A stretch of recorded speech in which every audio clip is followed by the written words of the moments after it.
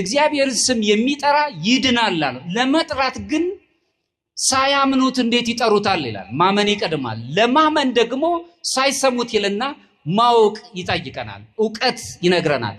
በዕውቀት በተለይ ኦርቶዶክሳዊ መንፈሳዊነት አዋቂነትን ማፍለቅ አይደለም። ኦርቶዶክሳዊ መንፈሳዊነት መንፈሳዊ ምእመንን ማፍራት ነው። መንፈሳዊ ካህናትን ማፍራት ሲሆንም ቅዱሳን የሆኑ አባቶችን ማግኘት ቅዱስ ማድረግ ነው። ኃጢአት ጨለማነት ርቆ ብርሃን ትንሣኤያችንን ማሰብ መጀመር፣ እምነትንና ተስፋን የሚያዳክሙ ፍርሃቶችን ሁሉ ከኛ አውድቀምጣል። ምክንያቱም ፍርሃት ምን ጊዜም ከኃጢአት ጋር የሚስማማ ነገሮችን ይፈጥርብናል። እግዚአብሔር ያለንን እግዚአብሔር ራሱ የሰጠንን ፍቅር የማይቀዘቅዝ ሆኖ ቸል የማንልበትና ሰዎችን በኩል አይን ማየት የምንጀምርበት፣ ሰው በሰውነቱ ብቻ የሚዳኝበት፣ በእኛ ዘንድ ምንም ጎጥ የሌለን ሰው ብቻ የሚባል እንደውም ዓለም በጣም ይገርማቸዋል።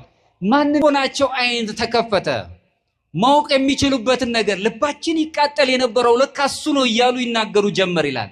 የሰው ልጅ አይኑ የብርሃን አይኑ ወይም ደግሞ አይነ ልቦናችን መገለጥ ሲጀምር የሰው ኃጢአት አያሳስበንም። የሰው ኃጢአት አይደለም ይታየን፣ የራሳችን ክፋት አሳስቦን ወደ ንስሐ እንድንቀርብ ነው የሚጋብዘን። ስለዚህ በሐሳባችን ንጹዎች መሆን አለብን። ለዚህ ነው በልባችሁ በአይምሯችሁ መታደስ ተለወጡ ይለናል ቅዱስ ጳውሎስ በሮሜ ምዕራፍ 12 ከቁጥር 2 ላይ። በስመ አብ ወወልድ ወመንፈስ ቅዱስ አሐዱ አምላክ አሜን። ክርስቶስ ተንሥአ እሙታን አሰሮ ለሰይጣን ሰላም ኮነ። ቸርነት የባህሪ የሆነ አምላካችን እግዚአብሔር እዚህ ሰዓት ስላደረሰን ስሙ የተመሰገነ ይሁን። የተከበሩ የዚህ ታላቅ ካቴድራል የስብከተ ወንጌል ክፍል ኃላፊ መምህር ኤልያስ፣ እንዲሁም በየማይረጋችሁ የማላቃችሁ ሁላችሁንም ካህናት፣ ዘማሪያን፣ ወጣቶች፣ የሰንበት ትምህርት ቤት ተማሪዎች፣ ምዕመናት ቸርነት የባህሪ የሆነው አምላካችን እግዚአብሔር ለዚህ ሰዓት ስላደረሰን ስሙን እያመሰገንን እንደተለመደው ስብከታዊ ነገር አይደለም አቀርበው፣ ምናልባት በደንብ ብትረዱኝ ብዬ ስለማስብ ትምህርታዊ ይዘት ያሉ በተወሰነ መልኩ የኦርቶዶክስ እሳቤን የሚገልጽ ወቅታዊ የሆነ ትምህርትን ለማቅረብ ነው። እንግዲህ እግዚአብሔር ያስተምረናል።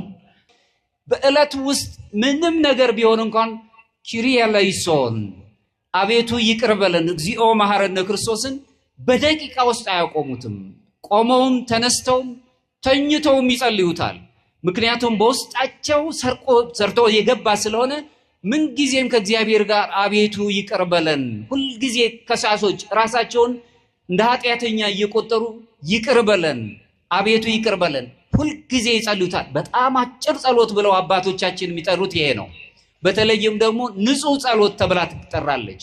ንጹህ ጸሎት ብለው ጥንት የቤተ ክርስቲያን አባቶች ከሚያነሷት ጸሎት አንዱ የክርስቶስ ጸሎት ተብላ የተገለጸችው ኪሪየ ለይሶ እግዚኦ መሐረነ ክርስቶስ ብላ የምትጠራ ናት። በዚህ ውስጥ ይኖራሉ። ዮሐንስ ዘሰዋስው ተብሎ የሚታወቀው ታላቁ አባት ሲናገር ምን ይላል? ንስሐ የተስፋ ልጅ ናት፣ ተስፋ የቆረጡ የሚጠፉባት፣ እንዲሁም ደግሞ የህይወት መንገድን ለሚናፍቁ ደግሞ ህይወትን የምትሰጥ ናት በማለት ይነግረናል። ትንሣኤን ስናስብ ነፍሳችን ወደ ትንሣኤ ጉዞ ስትሄድና ኢየሱስን ወይም እግዚአብሔርን ወደ መምሰል ፍጹም እግዚአብሔርን ወደ መምሰል ስንቀርብ ሁልጊዜ የምናስበው ነገር ምንድነው? በንስሐ እግዚአብሔርን እያሰብነው አቤቱ ይቅር በለን። በስጋ ተቸግረናል፣ በነፍስ ግን ህይወትን እንድናገኝ ብዙ በስጋ ላይ የጎደሉብን ነገሮች አሉ። ያገኘ ራሱ ብዙ ጎሎበታል። ያገኘ የሚመስለው አሁን ለእናንተ ብዙ አግኝተዋል ብላችሁ የምታስቧቸው ሰዎች በቤታቸው ብዙ የጎደለ ነገር አላቸው። ያንን የጎደለው ነገር እግዚአብሔር እንዲሞላውና በነፍስ በብርሃን እንድንሄድ ሁልጊዜ ንስሐ ሰዎች እንድንሆን ካሰብን የህይወት ጉዟችንን አስተካከለን ማለት ነው። ሌላው ንስሐ ተብሎ የተገለጸው ሁለተኛውም ደግሞ የምናየው መብራት ወይም በርተን መሄድ የምንችልበት ቀደም ብለን ያየነው ካታርሲስ ብለው የሚታወቀው ግሪኮች የሚገጥሩት ወይም በግሪክኛ የሚታወቀው ካታርሲስ ነው። ሁለተኛው ላይ ግን ፎቴሲስ የሚባለው ወይም ደግሞ ንጽሐ ነፍስ ላይ የምንደርስበት ከንጽሐ ሥጋ ወደ ንጽሐ ነፍስ ስንደርስ የእግዚአብሔር ሰዎች ከኔ ጋር ናቸው። ምን ጊዜም ገደላችንን መሻገር ይጠበቅብናል። እያንዳንዳችን የሐሳብ ገደል አለብን፣ ወይም ደግሞ የሚያስጨንቁ ነገሮች አሉብን። የግድ መሻገር አለብን ወደ ንጽሐ ነፍስ ለመድረስ። ብዙ ጥልቅ የሆኑ ጥልቅ እሳቤዎችና በጣም ማንደርስባቸው ነገሮች አሉ፣ ግን ግድ መሻገር አለብን ወደ እግዚአብሔር ለመድረስ። የእግዚአብሔርን ቃል በደንብ ለመረዳት የእግዚአብሔር መንፈስ ቅዱስ ጸጋ ከኛ ጋር እንዲሆን የግድ ገደላችንን በስጋ የምናየውን ገደላችንን መሻገር ይጠበቅብናል። እሱን ስናልፍ የሚጠበቅብን ከእውነት ጋር መቆም ነው። እውነትን ዳጭሮ መፈለግ ነው። እውነት ምንድን ነው? ስለ እውነት ሰዎች በእውነት ውስጥ ምን አይነት ቦታ ነው ያላቸው? እውነት አንጻራዊ አይደለም። በኦርቶዶክሱ ወይም በክርስትናው ዓለም እውነት አማናዊ ነው። ምክንያቱም እውነት እግዚአብሔር ስለሆነ የሚከፋፈል አይደለም። እውነት ነው። በእውነት ውስጥ መኖር ስለምንችል እውነትን የምንናገር በእውነት መኖር ስንጀምር ያን ጊዜ እግዚአብሔርን በምናገኝበት የንጽሐ ነፍስ ሕይወት ውስጥ ንጹህ ጸሎት የምትባለውን ነገር ገንዘብ ማድረግ እንጀምራለን። ንጹህ ጸሎት ማለት አበው ሊቃውንት አባቶቻችን ቅድም እንደተናገርኩት ከሚያስቀምጡት በተለይም ሐዋርያን አበው ቀደምት ሐዋርያን አበው የገለጹት ንጹህ ጸሎት ማለት ምንም ቃላት ሳያወጡ ዝም ብሎ መጸለይ ማለት ነው። ማለት ምን ማለት ነው?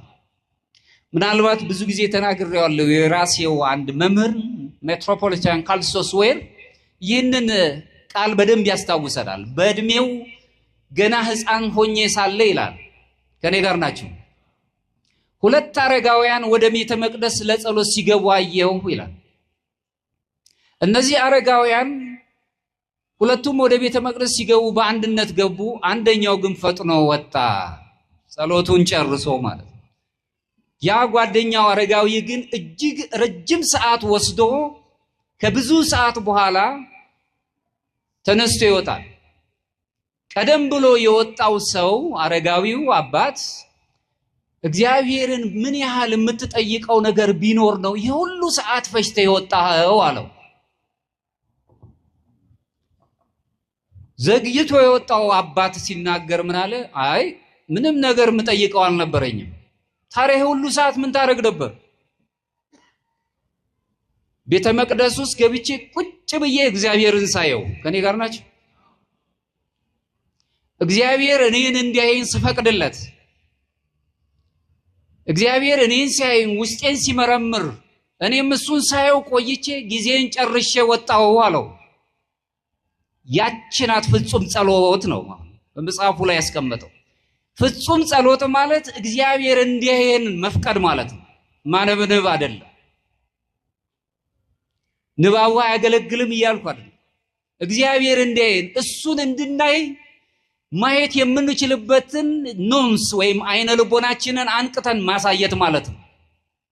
ስለዚህ ዝም ብሎ መጸለይ እንለምዳለን። ሁለተኛው ማዕረግ ላይ ስንደርስ አሁን እዚህ ካታርሲስ የምትለዋ ላይ ካለፍን በኋላ የምናየው ፎቲሲስ የሚባለው በግሪክኛ የተገለጸው የጸጋ ሕይወት የምናገኝበት ወይም ደግሞ እግዚአብሔርን የምናገኝበት ደረጃ ላይ ስንደርስ ዝም ነው ምንል። አንዳንድ ሰዎች አሉ በጣም የሚገርማችሁ የማይጸልዩ የሚመስሉ በዓለም ላይ ነው ያሉት፣ ዓለም ውስጥ ነው ግን ከዓለም እሳቤ ወጥተዋል።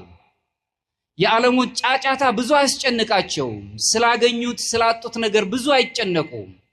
ነገር ግን ምን ጊዜም እዛ ማዕረግ ላይ ሲደርሱ የሚናፍቁት የመጨረሻው ማዕረግ ነው። ቴዎሲስ የምትባለዋን ማዕረግ ወይም ደግሞ ፍጹም እግዚአብሔርን ወደ መምሰል የምትደርሰው ማዕረግ ነው። ሁለተኛው የሚነግረን መብራት ነው ወይም ደግሞ በራሱ ኢሉሚኔሽን የሚባለውን መብራት ነው። ይህ ደግሞ ልብ የነጻ ሲሆን የክርስቶስ ብርሃን ነፍስን ማብራት ይጀምራል። በስጋችን ወድቀን የነበርን ሰዎች ከፍቶት ራሳችን በመጀመሪያው ማዕረግ ላይ የፍቶት ስጋ እነዚህ የምናያቸውን የስጋ ድቀቶችን ሁሉ አራክፈን ትዕቢትን የሚመስል ትዕግስት ማጣትን የሚመስል ምቀኝነት የሚመስል ነገር ስለ እኔ ብቻ ከሚል እኛ ከሚለው መንፈስ ጋር መቆራኘት ስንጀምር ወደ ሁለተኛው ማዕረግ ስንደርስ ከፍቶታት ሁሉ እንርቃለን። ከዚህ ዓለም ጣጣዎች ሁሉ እንርቃለን። የሥጋ ፈቃዳትን እናራግፋለን። ሁለተኛው ማዕረግ ላይ ስንደርስ ግን የልብ ጸጥታን እናገኛለን። ወይም ደግሞ በግሪክኛው አሁንም ሄዚኪያዚዝም ማለት የልብ ጸጥታ፣ ውስጣዊ ሰላም ማለት ነው። ውስጣዊ ሰላም በሌለው ሰብዕና ውስጥ አገር ትተራመሳለች፣ ትቸገራለች፣ ቤተሰብ ይጨነቃል፣ ሕፃናት ይቸገራሉ፣ ሰላም ከራስ ስለሚጨምር። ለዚህም ነው ይስሐቅ የተባለው ቅድም የገለጽኩት ቅዱስ ይስሐቅ ሶርያዊ ሲናገር አንተ ከራስ ጋር ታረቅ፣ ሰማይና ምድር ካንተ ጋር መታረቅ ይጀምራሉ ይላል። ሰዎች ከራሳቸው ጋር መታረቅ፣ ከሐሳባቸው ጋር ወይም ከድርጊታቸው ጋር ከንግግራቸው ጋር መታረቅ ሲጀምሩ ካለው ስብራት ከገጠመው ዓለም ጋር አልፎ ሄዶ ከሌሎች ሰዎች ጋር መታረቅ ይጀምራሉ። ከሰማይና ከምድር ጋር መታረቅ ይጀምራሉ። ዮሐንስ ወንጌል ምዕራፍ 1 ከቁጥር 9 ላይ ለሰው ሁሉ የሚያበራው እውነተኛው ብርሃን ወደ ዓለም ይመጣ ነበረ ነው የሚለን። ምክንያቱም ትንሣኤያችን ብርሃን ነው። በትንሣኤ ብርሃን ውስጥ ነው አሁን ያለ ነው። ይህ ጨለማ ዓለም ብርሃን አስፈልጎት ስለነበር ለሰው ሁሉ የሚያበራው ብርሃን ክርስቶስ ትንሣኤ ወደ ዓለም ላይ ይመጣ ነበር ይላል። ይህንኑ ቋንቋ አሁንም በ6ኛው እስከ 7ኛው ክፍለ ዘመን የነበረው ጎርጎርዮስ ፓላማስ የተባለው ታላቅ የቤተ ክርስቲያን አባት ሲናገር ምን ይላል? የታቦሩ ጌታ ብርሃን ይላል። የታቦሩ የጌታችን ብርሃን በብርሃን የተገለጸው በደብረ ታቦር የተገለጸው የታቦሩ ጌታ ብርሃን የተፈጠረ ብርሃን ሳይሆን የማይፈጠረው መለኮታዊ ኃይል ነው። ስለዚህ የሰው ልጆች ያንን ገንዘብ የምናገኝበትን አማልክት ዘበጸጋ የሚያሰኘንን የብርሃን ጸጋ ይሰጠናል በማለት ያስረዳናል። ይህ ማለት በጾምና በጸሎት እንዲሁም በቤተ ክርስቲያን ምስጢራት በተለይም ደግሞ በቅዱስ ቁርባን አማካኝነት ምእመኑ በዚህ መለኮታዊ ብርሃን ውስጥ ተካፋዮች እንሆናለን። ካህናቱ ተካፋዮች እንሆናለን። ግልጽ ነኝ? ይረዳችኋል? ግልጽ ነው። ስጋውን ስንቀበል ደሙን ስንቀበል የአማልክት ዘበጸጋ የሚያሰኝንን መንገድ እያዝን እንሄዳለን። ከሱ ጋር ከመለኮታዊ ኃይል ጋር ተካፋዮች እንሆናለን። ሁለተኛ ጴጥሮስ ላይ ምዕራፍ 1 ከቁጥር 2 ላይ ቅዱስ ጴጥሮስ የገለጸልን የመለኮት ተካፋዮች ትሆናላችሁ ያለው እሱን ነው። ሶስተኛው ግን ቴዎሲስ ብዬ የገለጽኩት አንድነትን፣ ህብረትን ነው የሚያሳየው። ብርሃን ብለን ስንመለከት የህይወት ጉዟችን ሁሉ በእነዚህ ነው የሚመለከተው። በአንድነት ብቻ ሳይሆን ማዕከላዊ አድርጎ የሚሄደው ሁሉንም ማዕከላዊ። ምክንያቱም ቤተክርስቲያን የሁላችንም የምእመናን አንድነትን የምትለካ ስለሆነ በዛ ውስጥ የምንኖር ነው የሚያለው። አንድነት ወይም ቴዎሲስን ገንዘብ እናገኛለን። ይህ ደግሞ ግቡ ዋናው ተራ የሥነ ምግባር ማሻሻልን ማምጣት አይደለም። በሥነ ምግባራችን የተሻሻለ ነገሮች እንድንኖር ማድረግ አይደለም። ከዛ በላይ ነው ማሰብ የምንችለው። ከእግዚአብሔር ጋር መዋሃድን፣ ከእሱ ጋር በህብረት መኖርን፣ ህይወታችንን ደግሞ በሱታፊ አምላክ ተሳታፊ እንዲሆንና ከመለኮቱ ጋር እግዚአብሔር ወደ ፈቀደልን እግዚአብሔርን ወደምንመስልበት ዓለም መቅረብ ማለት ነው። ይህ የክርስቲያኖች የኦርቶዶክሶች የትንሣኤ ጉዞ ተብሎ ይጠራል። ሶስቱ ጉዞ ከስጋ ድቀት የምንወጣበት ንጽሐ ስጋ፣ እውነትን ዳጭረን የምናገኝበት ንጽሐ ነፍስ፣ በኋላም እግዚአብሔርን መስለን የምንኖርበት ደግሞ ንጽሐ ልቡና ተብሎ ይጠራል። በዚህ ውስጥ እንኖራለን። ለዚህም ነው አትናቴዎስ ዘእስክንድርያ አሁንም በታዋቂው ልዩ በሆነው አነጋገሩ ሲናገር ምን ይላል? ሰዎች አማልክት ዘበጸጋ ይባሉ ዘንድ እሱ አምላክ ወልደ እግዚአብሔር ኢየሱስ ክርስቶስ ሰው ሆነ ብሎ ሰውነታችንን አከበረው። ከኔ ጋር ናችሁ? በጣም በሚደንቅ ሁኔታ ክርስቶስ መስቀል ላይ ሆኖ ውበት ያልነበረን በአዳም ኃጢአት ምክንያት የወደቅን ሰውነታችን ወድቆ የነበረ ለሰውነታችን ሞገስ ሰጠው። እሱ ግን በመስቀል ላይ ሆኖ ደመግቦ አልነበረም ነው የሚለን መጽሐፍ። ምክንያቱም እኛ ወድቀን ነበር፣ ቆሽሾ ነበር ሰውነታችን፣ ነፍሳችን ተቸግራ ነበር።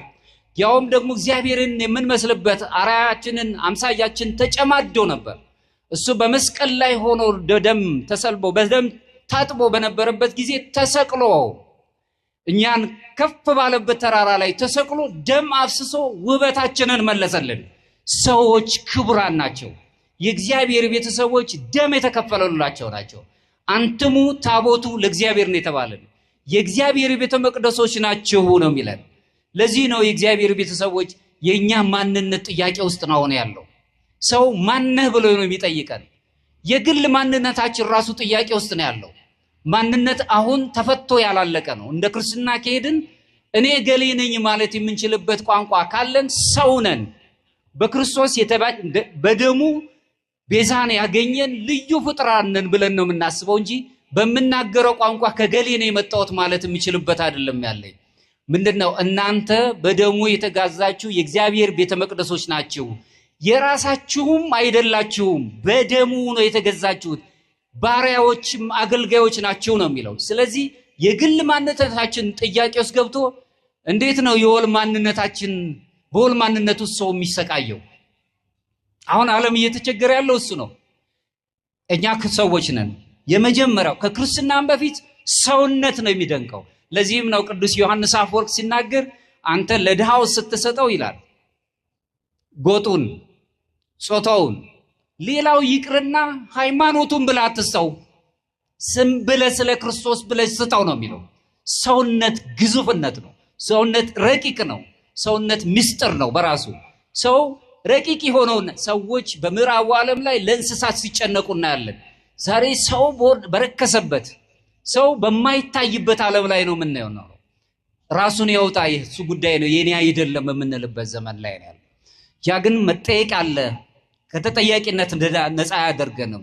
ለዚህም ነው እንግዲህ ዮሐንስ በዚሁ ላይ የምንመለከተው አትናቴዎስ ሲናገር የተናገረውን ነገር መክሲሞስ የተባለው አሁንም የእምነት ምስክሩ የሆነው ታላቅ አባት ሲናገር እግዚአብሔርን የሚወድ ሰው መለኮታዊ ባህሪን ከመለኮታዊ ባህሪ ተካፋይ ይሆናል ይላል። ይህንንም ይጠብቃል። ሊጠብቅ የሚችልበትን አቅም ያግባል። እግዚአብሔርን የሚወድ ሰው ራሱ ደግሞ አምላክ በምድር ላይ ያለውን ወንድምህን ያልወደድክ እያለ አንተ ሐሰተኛ ነህ እያለ ይነግረናል። ዮሐንስ መልእክቱ ላይ እግዚአብሔርን የሚወድ ሰው መለኮታዊ ባህሪን ሱታፊ አምላክነትን የሚያገኝበትን ልዩ የሆነውን ጸጋ ያገኛለሁ። ስለዚህ በዚህ ህይወት ውስጥ መኖር ስንጀምር ምክንያቱም በንጽሐ ሥጋ ላይ መጀመሪያችን በእምነት ነው የምንጀምረው፣ በማመን ስንጨርስ ግን በእውቀት አይደለም የምንጨርሰው፣ በፍቅር ነው። ምክንያቱም እውቀት ሂደት እንጂ ፍጻሜ ሆኖ አያውቅም። ማወቅ ለኦርቶዶክሳውያን ግባት ሊሆን ይችላል፣ ግን የነገሮች ሁሉ መደምደሚያ አይሆንም። ለዚህም ነው ሊቃውንት እውቀት አይምሮዊ ነው፣ አይምሮን ይመግባል፣ ጥበብ ወይም ማስተዋል ግን ልብን ትመግባለች ይላል። ስለዚህ ከሁሉም ጥበብ ወይም ማስተዋል ይበልጣል፣ አሻጋሪዎች መሆን ይችላሉ።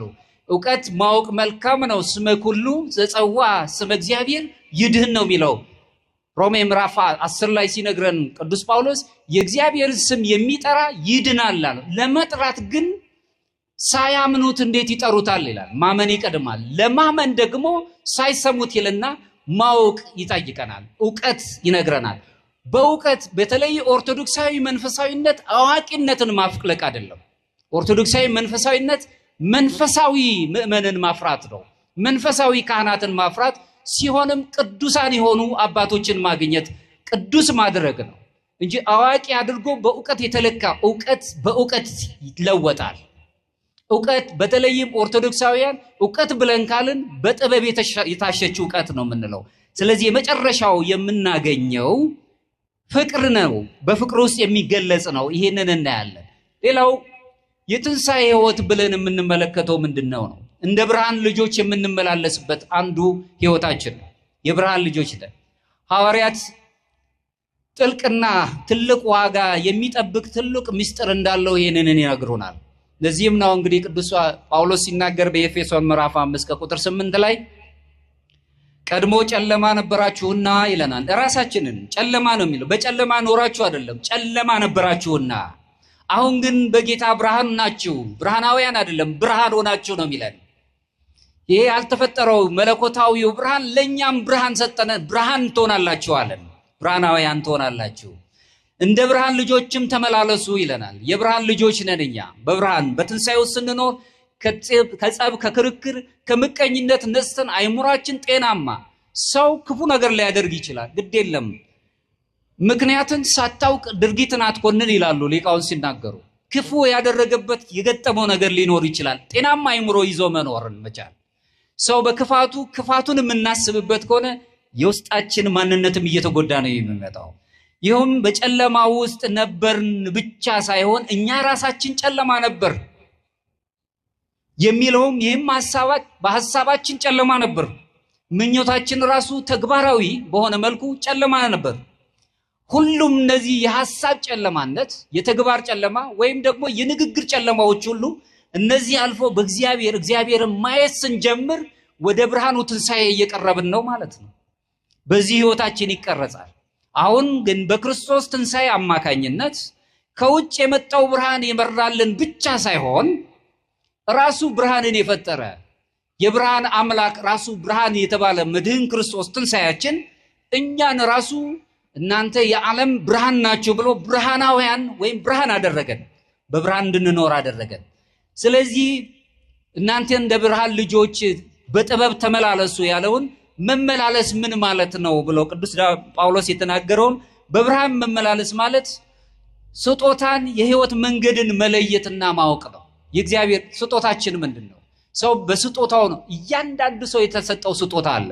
ስጦታችንን ማወቅ የማያቋርጥ እንቅስቃሴ ይኖረናል። መንፈሳዊ እንቅስቃሴያችን የትንሣኤ ዕለታዊ መገለጫ መሆን ያለበት እነዚህ ናቸው። በትንሣኤው ስንመለከት ሐሳባችን መነሳት አለበት። የደከመ ሐሳብ ይዘን መኖር አይለብንም። የደከመ ንግግር አንደበቶቻችን የተገሩ መሆን አለባቸው። ምክንያቱም ቃላት ሐጽ ናቸው፣ ቃላት ገዳዮች ናቸው፣ አዳኝም ናቸው። ለዚህም ነው እምተናብቦ ይሄ ይሳርሙ ይላሉ ሊቃውንት። ከመናገር ዝምታ ይሻላል። ምክንያቱም ባለመናገር ውስጥ ብዙ ንግግሮች ስላሉ ሰዎች ስላልተናገሩ አይናገሩም አይባልም። ዝም ያለ ሰው ብዙ ንግግሮች አሉት በውስጡ የሚናገር፣ በዝምታ ውስጥ ራሱ የሚያስተላልፈው ነገር አለ። ይህም ደግሞ ሐሳብ ብቻን የሚቀይር ነገር መለኮት ሳይሆን በተግባር የምንኖረው እውነታ ነው። በተግባር መመላለስ ማለት ሐሳባችን በራሱ መቀየር አለበት፣ ንግግሮቻችን መቀየር አለበት። በደንብ ድብ ብላችሁ ትመለከቱ እንደሆነ ወደ ሊቀ ካህናቱ ይዘው ሲሄዱ በሊቀ ካህናቱ ግቢ ውስጥ ሳለ መድህን ክርስቶስ ጴጥሮስን አንተ የናዝሬቱን ኢየሱስ ክርስቶስን የሱ ተከታይ ሳትሆን እንደውም አነጋገር እሱን ይመስል ነበር ነው። የእግዚአብሔር ሰዎች ንግግሮቻቸው የተለየ ነው፣ የታወቀ ነው። ኦርቶዶክሳዊ ሐሳብን ይዘን ስንኖር ከዚህ በጣም በሚያስጨንቀው ዓለም ላይ ከሚነገሩ ንግግሮቻችን የተለየ እንደው የታሸ መንፈሳዊ የሆነ ንግግሮችን ይዘን እንሄዳለን።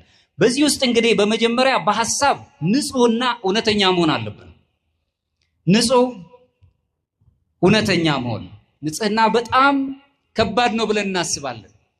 አፋዊ ንጽህናችን ላይ በጣም እንደምንጨነቀው ውሳጣዊው ንጽህናችን ላይ ደግሞ እጅግ መስራት ይጠበቅብናል።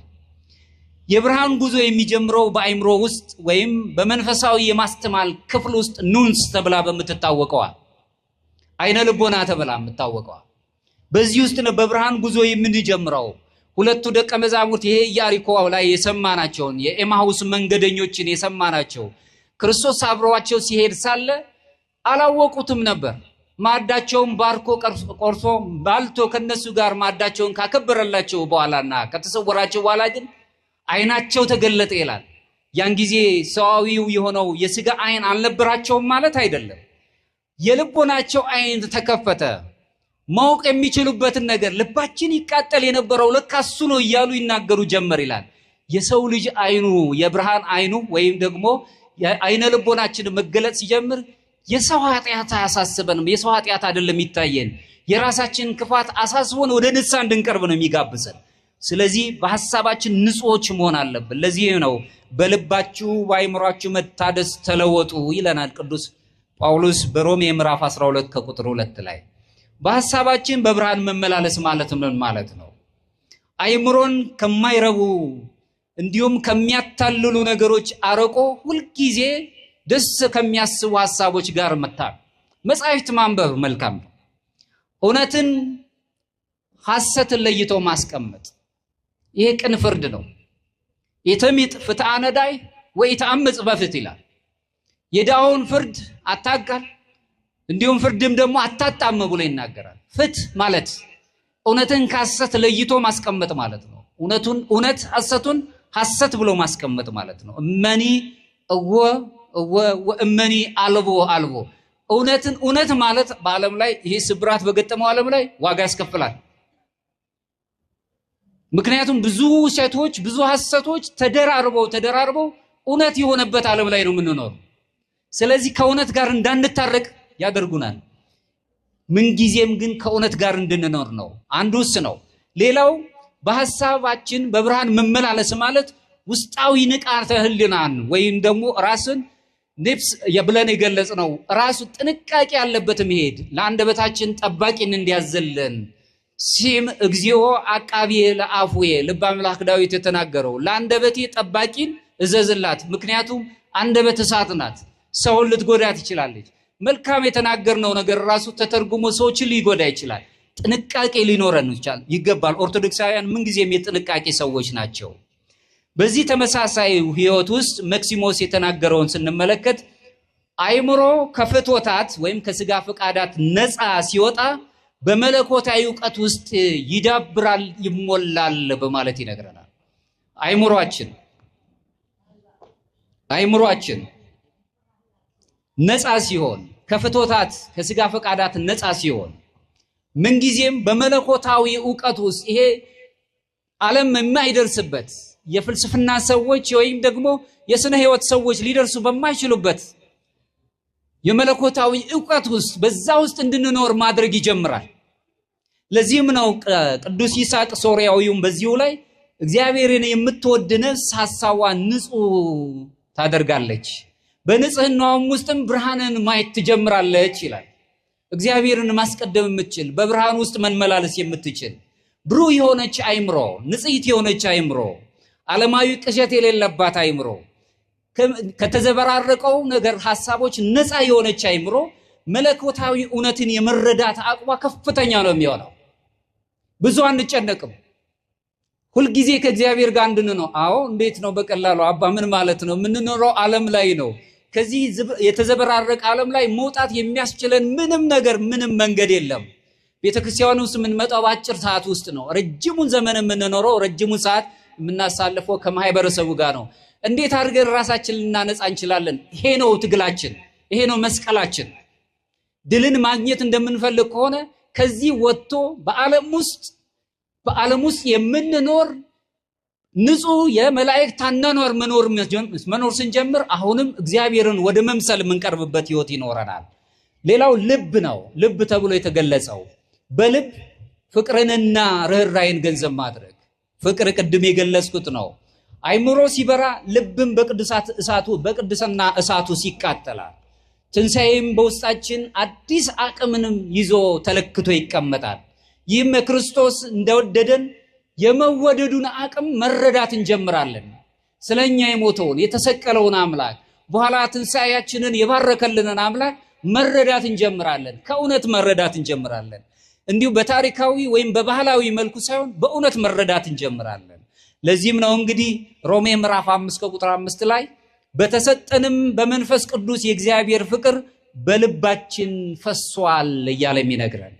ሁላችንም በልባችን በብርሃን መመላለስን የምናይበት ይሄ ነው። መክሲሞስ አሁንም መልሼ የምናገረው ምን ይላል? ሰው ሁሉ በእኩል መውደድ የሚችል ሰው ብፁዕ ነው ይላል። ሰውን በእኩል አይኑ ማየት የሚችል ሰው ትንሽ ነው ትልቅ ነው የማይል አጣነጣ የማይል ይህ ትልቅ ነው፣ በማዕረግ ይበልጣል፣ በኑሮ ከፍተኛ ነው፣ ይሄኛው መጻተኛ ነው የማይል ሁሉንም በአንድ ላይ ማየት የሚችል ይሄ ትልቁ ትግል አሁን። ምክንያቱም በዓለም ላይ አንዱ ትንሽ አንዱ ትልቅ የመሆን ሚስጥሩ ብዙዎች ሰዎች እንደሚናገሩት የሥርዓት መፈራረቅ ነው ይላል የምጣኔ ሀብት ምሁራን። ነገር ግን የነገረ መለኮት ምሁራን ግን በዓለም ላይ አንዱ ትንሽና ትልቅ የመሆኑ ትልቁ ሚስጥር የፍቅር መጉደል ነው የሚለው። ምክንያቱም ሁለት ያለው አንዱን ይስጥ ነው የሚለው። እንደውም ይሄ ስጦታ ማካፈል እንጂ ፍጹም ስጦታ አይደለም። ሁለት ያለው ሁለቱን ይስጠው አላለም። ፍጹምነት ከፈለግን ያ ባለጸጋው ወጣቱ ሰው ቀርቦ መንግስትን እንዳገኝ ምን ላድርግ ሲለው ሕግጋትን ፈጽም አለው አምላካችን ኢየሱስ ክርስቶስ። እሱንማ ከልጅነቴ ጀምሮ ፈጽሜያለሁ። እንግዲያውስ ፍጹም ልትሆን ብትወድ ያለህን ሽጠህ ለውጠህ ሙሉ በሙሉ ለነዳያን ስጥ አለው። ያን ጊዜ ግን እንዳለመታደል ሆኖ አልተከተለውም፣ አላደረገውም። ፍጹም ስጦታ የሚሰጥ እግዚአብሔር ነው። ሰዎች ያካፍላሉ እንጂ እየሰጡ አይደለም። እንደውም ነው የሚለው አምብሮንስ የተባለው ታላቁ ዘሚላን ቅዱስ አምብሮንስ ዘሚላን የተባለው አባት ሲናገር አንተ ለድሃ ስትሰጥ የራሱን ታስረክበዋለህ ነው የሚለው። ምክንያቱም ይቺ ዓለም የጋራ ለጋራ ሆና የተሰጠችውን የግልህ አድርገህ ወስደሃልና በኪሳችሁ ያለው ንብረት የራሳችሁ ብቻ አይደለም፣ የማህበረሰቡም ነው፣ የጎረቤቶቻችሁም ነው፣ የሌሎችም ነው። እነሱም እድል ቢያገኙ ወጥተው ማግኘት የሚችሉበት ነገር ተገድቦባቸዋል። ስለዚህ የጋራ የሆነውን ጥቅም ለግልህ አድርገሃልና የራሱን ታስረክበዋለህ ነው የሚለው። ቅዱስ ይስሐቅ ሶርያዊ መልሶ መሐሪ ልብ ማለት ስለ ፍጥረት ሁሉ የሚቃጠል ልብን አግኝቶ መኖር ማለት ነው። ምንም አይነት ጉዳት ሲደርስበት መስማት ወይም ማየትም አይችልም። የራሱን ብቻ አይደለም፣ ሰዎች ሲቸገሩ እንኳን ማየት አይፈልግም። ፍጹም ልብ ያለው ሰው ማለት ነው። ሶስተኛ ላይ ማነሳው በተግባር ጽድቅንና ምሕረትን መውደድን ማየት አለብን። በተግባር የምንወዳቸው ዮሐንስ አፈወርቅ እዚህ ላይ የክርስቶስ አካልን ማክበር ትፈልጋላችሁን ብሎ ይጠይቀናል። ከኔ ጋር ናችሁ? የክርስቶስን አካል ትንሣኤያችንን ማክበር ትፈልጋላችሁን አለ። ወዲያውስ እርቃኑን ሆኖ ሲያልፍ ቸል አትበሉት። ከኔ ጋር ናችሁ? ክርስቶስን አካሉን ማክበር የምትፈልጉ ከሆነ እርቃኑን ሲሄድ ቸል አትበሉት ማለት በመካከላችን ያሉት ወገኖቻችን የክርስቶስ ነጸብራቅ ናቸው ማለት ነው። ከኔ ጋር ናችሁ? ለዚህ መልሶ ዮሐንስ አፈወርቅ ሲናገር ምን ይላል? በደገኛይቷ በር ላይ በቤተ ክርስቲያን በር ላይ ተቀምጦ ክርስቶስን ካላየኸው በመንበሩ ላይ ክርስቶስን አላገኘኸውም ብሎ ይነግረናል። ተስማማላችሁ? ከኔ ጋር ናችሁ? ምክንያቱም ከነዚህ ለታናናሾቹ ያደረጋችሁት ለኔ ያደረጋችሁት ያለን አምላክ ማለት ነው። ነዳያንን ማሰብ ብድራትን ማቆየት ነው።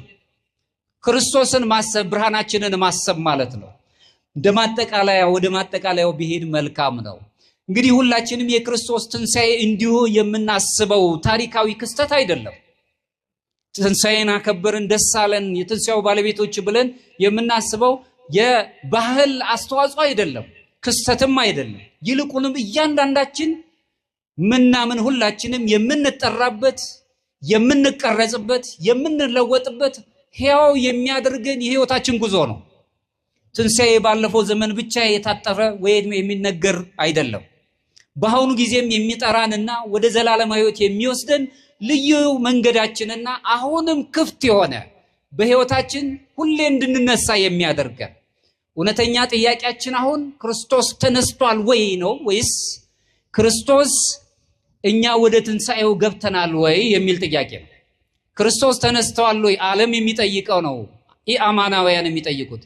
የኛ ጥያቄ እሱ ነው መሆን ያለበት ወይስ እኛ ወደ ትንሣኤው ገብተናል ወይም ቀርበናል ወይ ነው ጥያቄው።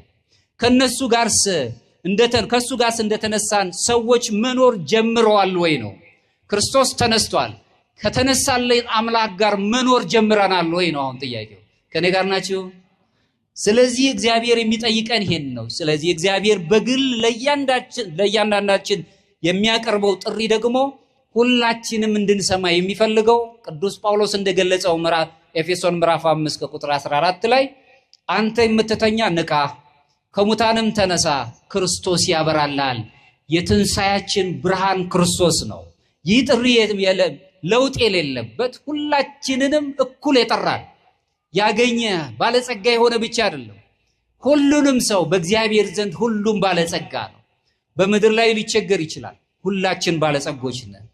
ከመንፈሳዊ ሞት በመንፈሳዊ ነገር የሞትን እንዳንሆን ሁልጊዜም ደግሞ ነቅተን እንድንኖር የምንጠራው ጥሪ ነው። እንግዲህ ይህ ከሆነ ልባችን የሚያስበው ምንድን ነው? ከኃጢአት ጨለማነት ርቆ ብርሃን ትንሣኤያችንን ማሰብ መጀመር። እምነትንና ተስፋን የሚያዳክሙ ፍርሃቶችን ሁሉ ከኛ አውድቀን ቀመጣል። ምክንያቱም ፍርሃት ምን ጊዜም ከኃጢአት ጋር የሚስማማ ነገሮችን ይፈጥርብናል።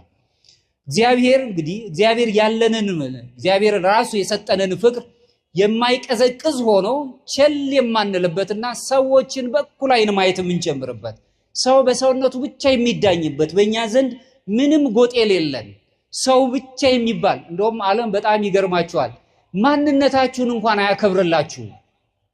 እኔ ነኝ እንኳን ስትሉት አያዳምጣችሁም። የፈለገው ቦታ ወስዶ ያሰልፋቸዋል። በምትናገሩት በቋንቋ ከዚህ አካባቢ ነው የመጣው ብሎ አይደለሁም እኔ ሰው ነኝ ስትሉ እድል አይሰጣችሁ፣ አይፈቅድላችሁ። እኔ በምልህ ውስጥ ነው መግባት ያለብህ፣ አለበለዚያ ግለጥ ማንነትን ነው የሚላችሁ። ከኔ ጋር ነኝ? ተሳስቻለሁ? ከኔ ጋር ናችሁ? ዓለም ይህንን ነው የሚሰጥ። እኔ ራሴን ነኝ እግዚአብሔርን እምመስል ሰው ነኝ ብለን ማሰብ መጀመር አለብን ክርስቲያኖች። ቅዱስ ጎርጎርዮስ ዘእንዝናዞ ሲናገር ምን ይላል? ክርስቶስ እኛን መስሏልና እኛም ክርስቶስን እንምሰለው ይላል። እሱን መስለን የህይወት ጉዟችንን ትንሣኤያችንን በነፍስ የምንሄድ ኦርቶዶክሳውያን የእግዚአብሔር ሰዎች እንድንሆን ኃይሉን ጥበቡን ይግለጽልን። የተጨነቀችን ነፍስ ሁሉ ያረጋጋልን። ለዓለማችን፣ ለሀገራችን፣ ለቤተ ክርስቲያን ሰላሙን ፍቅሩን ይስጥልን። በአማን ተንሳ እግዚአብሔር አምላካችን በእውነት ተነስቷል። የሰማነውን በልቦናችን ያሳድርብን።